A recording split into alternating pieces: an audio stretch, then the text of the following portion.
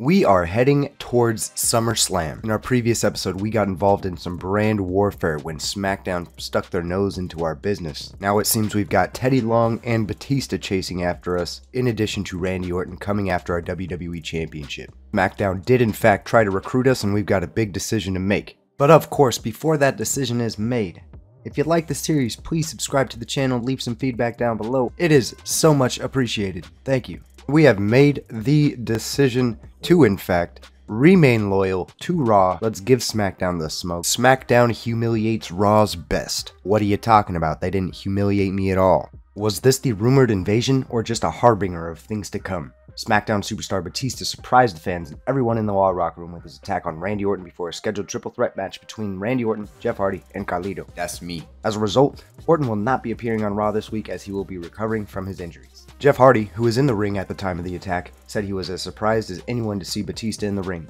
It happened so fast, I didn't know what was going on. Carlito was not in the ring at the time of the incident, but he still quickly made haste and saved them boys from a vicious assault. I don't know why he was there, but I do know he was not invited. Captain Save-A-Ho out here, Carlito. I might not be at Raw this week, but I'm headed to Smackdown next week to get a little payback.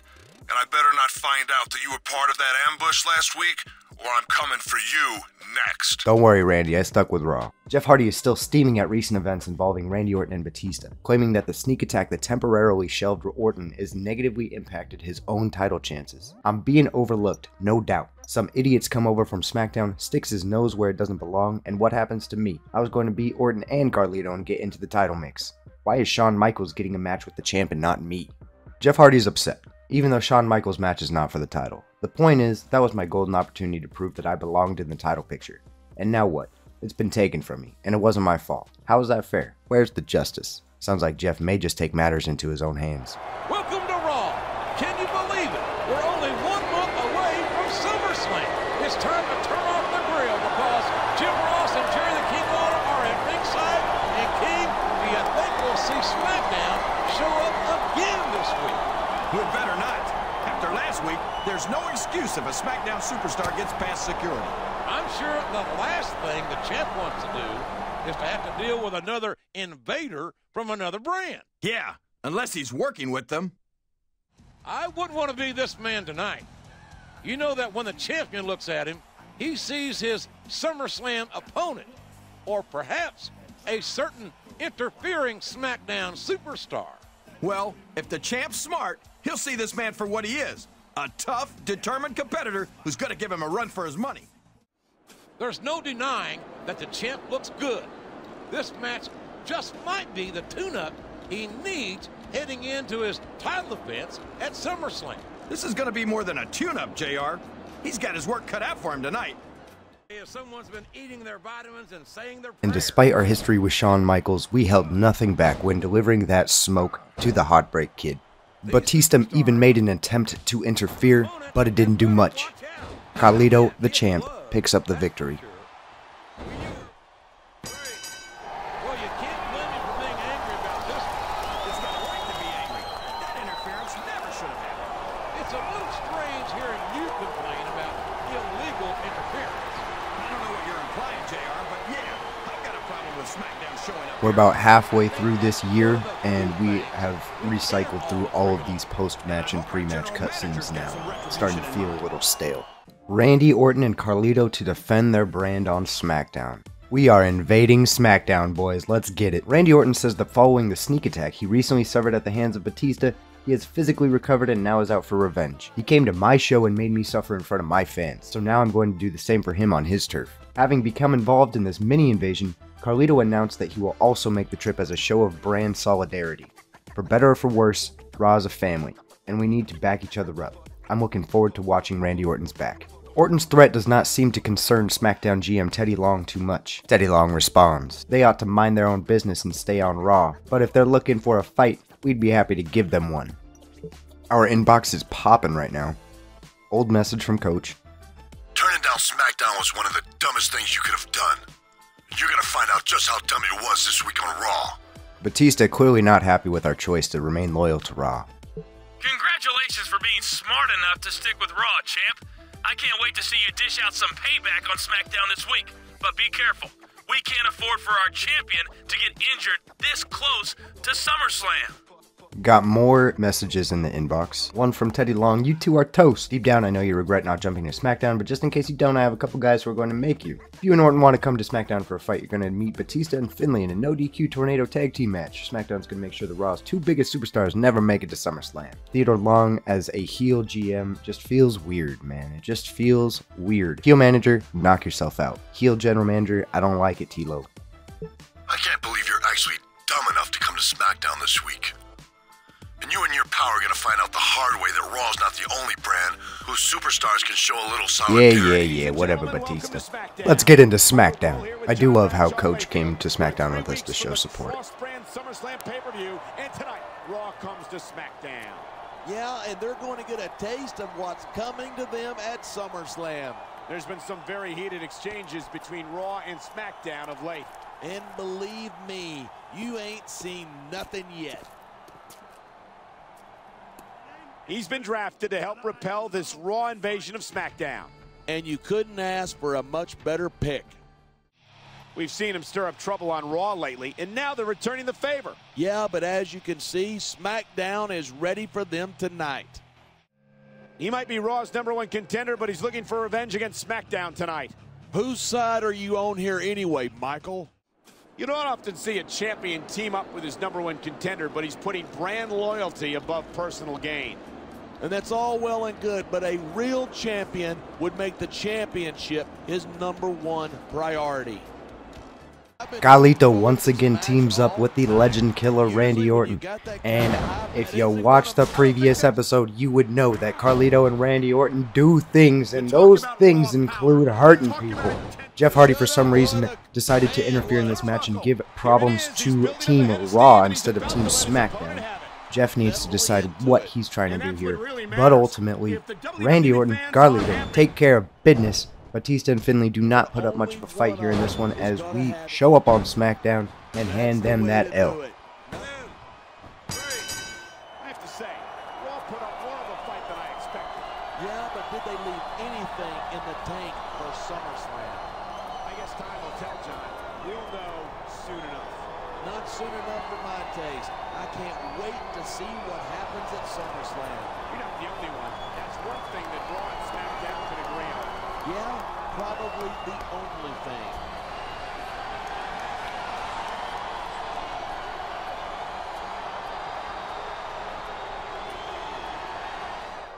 Big victory over on SmackDown puts us back at the top of the Power 25. Apparently we fell out of the #1 spot for a couple weeks on July 21st and July 28th, but we regained that top spot on August 4th. Magazine article making waves, a tough brand separation ruling is handed down. According to a strict edict handed down by WWE Board of Directors, Carlito and perhaps others will be suspended for 1 week without pay for recent violations of brand separation rules. In a written statement, the board stated that Carlito willfully attempted to undermine the spirit of competition and violate his valid brand exclusive contract by competing with non-brand performers without permission of the board. And our officials missing something there, guys. It's an unfortunate set of circumstances, says Raw GM Coachman. I realized that he has an exclusive Raw contract, but he was acting in what he felt were the best interests of his brand and his roster mates. I firmly believe his actions were well intended. It was expected that Batista and Finlay would also face similar punishments, as the board also stated that the WWE cannot afford to have one of its SummerSlam main events jeopardized by this sort of behavior. We may have been suspended this week, but we did receive a huge message. Listen up. This is your last chance to make the smart decision. We just sent over the SmackDown contracts. You sign them and join up with us after SummerSlam. And we just gonna leave them on red. Fuck off, SmackDown. I heard SmackDown sent you some contracts. They just don't know when to quit, do they? You made the smart decision so far, and I'm sure you're not going to screw it up by signing with those losers now. Thanks, champ. That is adorable. Jonathan Coachman has such an appreciation for us. Our relationship has grown so much. Carlito sure is a hot commodity right now, I'll tell you what. Staying on Raw was the biggest, and probably last, mistake of your life. I don't care what the board of directors or the general managers have to say about it. I'm gonna make you pay for that. SummerSlam is 1 week from this Sunday. Hi, everybody. It's Oklahoma's own Jim Ross here with Jerry the King Lawler. And, folks, it's been a while since we've seen our champion.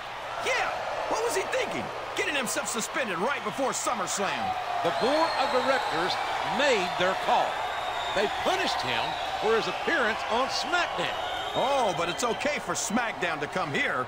What a crop. We heard that he promised to make the champion pay for not signing with Smackdown. But will the champion accept? He's got to defend his championship in a little over a week. I couldn't blame him if he didn't. It looks like the champion has accepted the challenge. This can only be an unsanctioned match, which means anything goes. I gotta admit, I didn't think he'd have the guts to do it. If I'm not careful, he's gonna wind up earning my respect. We main evented Raw with a one-on-one match with an angry animal, and when I say angry, whew, boy do I mean it.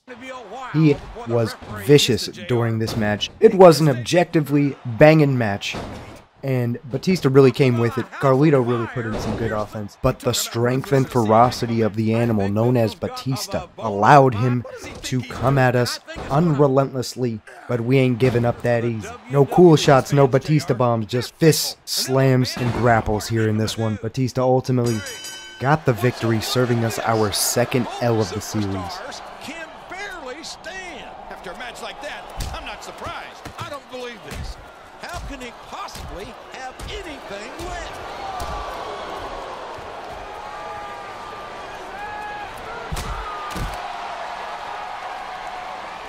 You see that?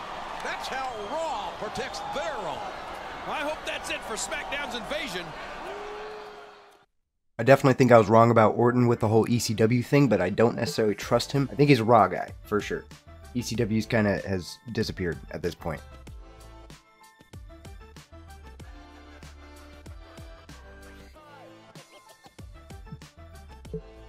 Man, I can't wait for our match this week. Not only am I going to beat you at SummerSlam, I'm going to beat you the week before and kill your legend before it even gets started.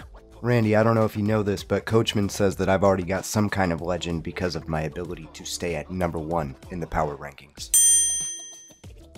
Raw Showdown for the championship. Regardless of who wins and who loses at SummerSlam, Raw knows that its champion will still be an active member of its roster and will not jump to SmackDown, despite the events of recent weeks. But before the extravaganza takes place, Carlito and Randy Orton will attempt to settle some unfinished business on Raw. Their match will provide each the last chance to get the better of the other before the traditional summer pay-per-view. Man, that was clunky. You know, we sided together out of necessity against SmackDown. Now, that's history, and we need to deal with the future, says Randy Orton. Carlito agrees. I'm the champ, he's the contender, I have what he wants. It's a classic story that trumps anything else, and I look forward to getting it on at SummerSlam just as much as he does, I'm sure. Good luck in your match this week, champ. You haven't seen the last of me. Batista's still bitter with us, we'll see how that impacts this week. But let's get into the final Raw before SummerSlam. Everybody. This is good old JR Jim Ross, alongside the Hall of Famer Jerry the King Lawler at ringside. And tonight's main event is a SummerSlam preview.